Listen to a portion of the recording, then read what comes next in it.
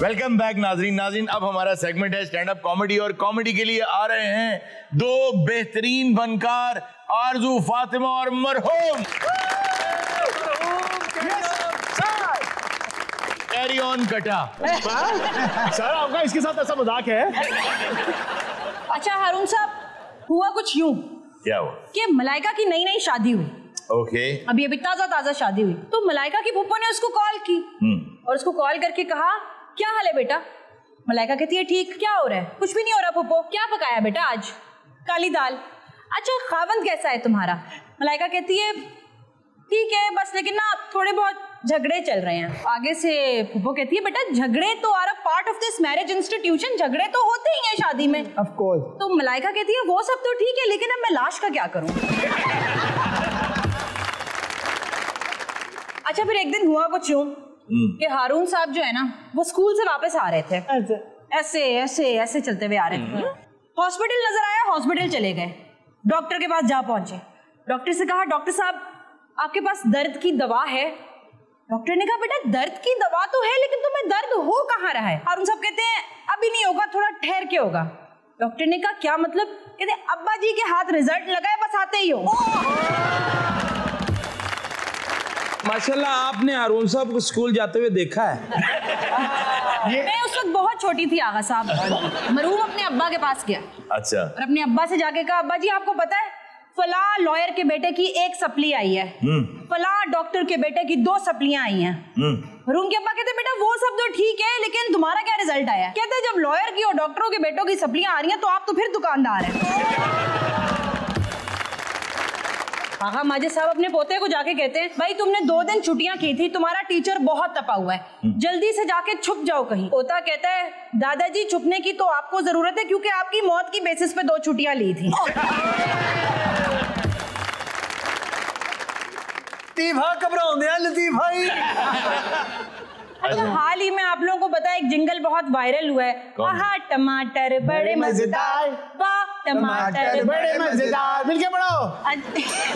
अच्छा तो हुआ ये कि ये जिस वक्त जिंगल बन रहा था ना उसके पीछे बहुत ज्यादा जिद्दोजहद और तगोदो थी।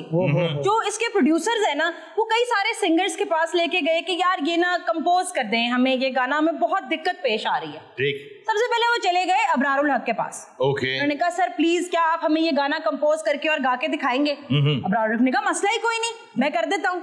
कहते जी जी सर आप बताएं। तो वो कहते हैं नीज़ारा लखनऊ हिला थोड़ा कुम के वखा मुल्तानी यानी मेरी जान लिए, आहा टमाटर बड़े मजेदार। वो कहते हैं सर नहीं मजा नहीं आ रहा, सॉरी सर माजरत है, हम ना किसी और से पूछ लेते हैं। वो चले गए हदीका क्यानी के पास। अच्छा। हदीका क्यानी ने कहा मसला ही कोई नहीं है, मैं कर लेती हूँ। अच्छा चले आप सुनाए। तो वो कहती हैं हम ना बाजा टमाटर से, हम न बाज़ाएंगे टमाटर से, जान जाएगी बड़ा मजा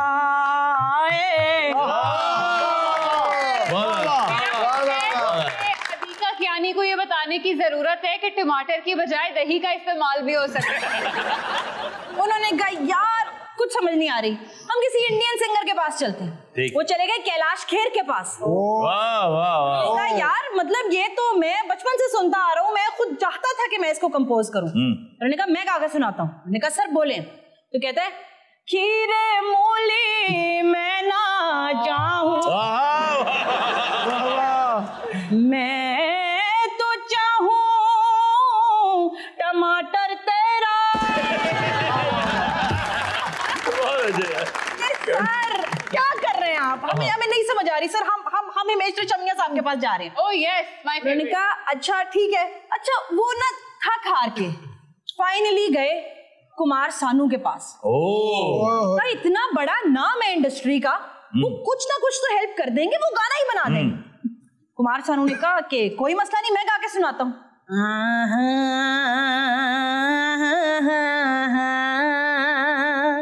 टमाटर बड़े मजेदार हो। सर हमें ना पाकिस्तानियों की समझ आ रही है, हमें ना चीजें समझ आ रही हैं। अब हम सबसे बड़े छोटे पॉप स्टार के पास जाने लगे। अब सबसे बड़े छोटे कौन? बड़े छोटे अमानत भाई की। अच्छा वाह वाह वाह, सही जगह पहुंचे हैं। प्रोजेक्ट की कीमत ही 3500 कर दी थी। अब बनेगी कंपोज। हाँ अब बनेगी कंपोज। अमानत भाई ने कहा यार वैसे तो मेरे पास टाइम नहीं होता, मैं होशियारियां में होता हूँ, लेकिन चलो अगर इतना इंसिस्ट कर रहे हो तो गा के सुनाता हूँ। तो अमानत भाई कहते हैं, अपनी ही रोटी सालन में डाल के तुम तो अभी से घबरा रहे, मेरा क्या होगा सोचो तो जरा, चैन आए मुझे टमाटर ला दीजिए।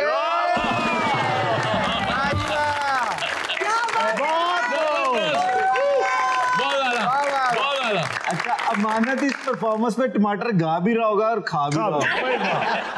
जनाब जी तो ये थी आरजू। थैंक यू सो मच आप लोगों की मोहब्बतों का, बहुत शुक्रिया। और तुम ही कॉमेडी करनी है। अच्छा मुझे ना ये आता नहीं है ये करना, ये होता है ना स्टैंड अप कॉमेडी। उसकी वजह कि जहां पे मैं खड़ा हूं ना मुझे ऐसे नजर आ रहा था कि लोग इस तरह से बैठे हंसा के खाए ना तो रुपये मन्ना।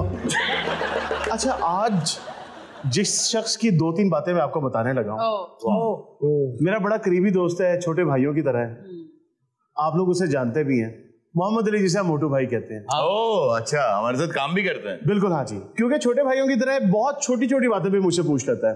ठीक, मिसाल के तौर पे एक दफा वो मेरे घर आया, आते क्यों खड़ा हुआ है और मुझे कहता मनु भाई जरा देख के बताया मैंने जूते पहने हुए हैं।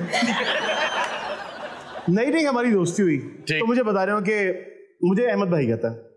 अहमद भाई बहुत मुश्किलें देखी हैं जिंदगी में। अच्छा, मैं कहा अच्छा बता कुछ। कहते हैं सबसे पहले तो घर में बड़ा स्ट्रगल दौर रहा मेरा। मैं घर में स्ट्रगल दौर क्या? घर में हाँ कैसे? अब्बा जी बहुत नारवा सलूक रखते थे मेरे से, बेइज्जती करते थे, बात बात में मारते थे। मैं कहा यार ये तो बड़ी जाती है, ये तो नहीं होना चाहिए। तो नहीं चाहिए। मैंने पूछा कि क्या हुआ? कहते यार वो ट्रॉमा मुझे जिंदगी भर नहीं भूलेगा। एक दफा उन्होंने पूरे मोहल्ले वालों के आगे मेरे मुंह पे जूते मारे। मेरे कजन भी वहां थे, मेरे भाई बहने रिश्तेदार उनके सामने, और वो ट्रॉमा आज तक मेरे ज़हन से नहीं गया। मैंने कहा नहीं ये वाकई ये बड़ी गलत बात है यार, बड़ी गलत बात है यार। उन्होंने नहीं देखा कि मुंह पे लग रहा है, सर पे लग रहा है, हाथों पे लग रहा है, वो मर ही गए। ये गलत बात। तो मुझे कहता आंखों में बाकायदा आंसू उसके, और उसने कहा कि आप बताएं कि क्या एक बच्चे को ये ट्रॉमा भूलेगा कभी? मैंने कहा नहीं वाकई कभी नहीं भूलेगा। अब खामोश हो गया। कोई 1-2 मिनट बाद मैंने पूछा कि यार हुआ क्या था? कहता अहमद भाई वो मेरे चाचा के बच्चे जो है ना वो बड़े कमीने हैं। अच्छा। मैंने कहा तो एक दिन मुझे ना उन्होंने तंग करके ना आखिरी कर दी। मुझे पता क्या कहते मोटा। मैंने कहा अच्छा तो? कहता मैंने गुस्से में आके अपने घर के बिल्कुल सामने, दरवाजे के सामने, मोहल्ले के बीचों बीच उसकी गर्दन पे घुटना रखा और दबा दिया। तो वो हो गया बेहोश। इतने में अब्बा जी आके उन्हें लगा मर गया। तो बस इतनी सी बात पे उन्होंने वो मारा। हालांकि एक गल मार वाली नहीं सी, सीधा थाने वाली सी। अभी कल ही की बात है, हमारे एक दोस्त है अबोलिया, फिल्म डायरेक्टर है, उनसे हम मिलने गए हुए थे। तो वहां पे अली भाई भी हमारे साथ है। तो अबोलिया साहब बता रहे हो कि जी पहले दिन के मुझे मिला है, इसने मुझे अपनी स्टोरी सुनाई है दुखी, और मैं लिटरली रो पड़ा और मैं सोच रहा हूँ कि ये फिल्म में कैसे इस्तेमाल हो सकता है। ये तो बहुत शानदार फिल्म है। कहता जब ये सारी बातचीत हो गया और उसने मुझे बताया कि अभी भी जो है ना मेरा स्ट्रगल का दौर चल रहा है, मेरे पास ना कोई काम है, घर के हालात बिल्कुल खराब है। अब आदमी तो है शौकीन। जब जाने लगा उसने कहा अली भाई जाते हुए एक तस्वीर हो जाए। उनका हाँ जी बिल्कुल।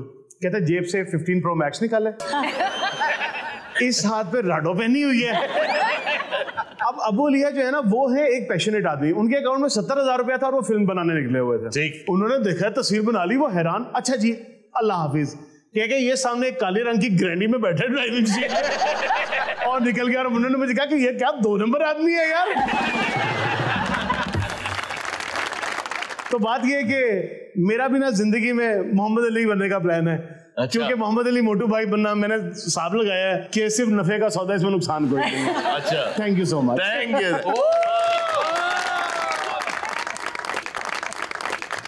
नाज़रीन वक्त हुआ एक छोटे से ब्रेक का, कहीं मत जाएगा, मिलते हैं ब्रेक के बाद।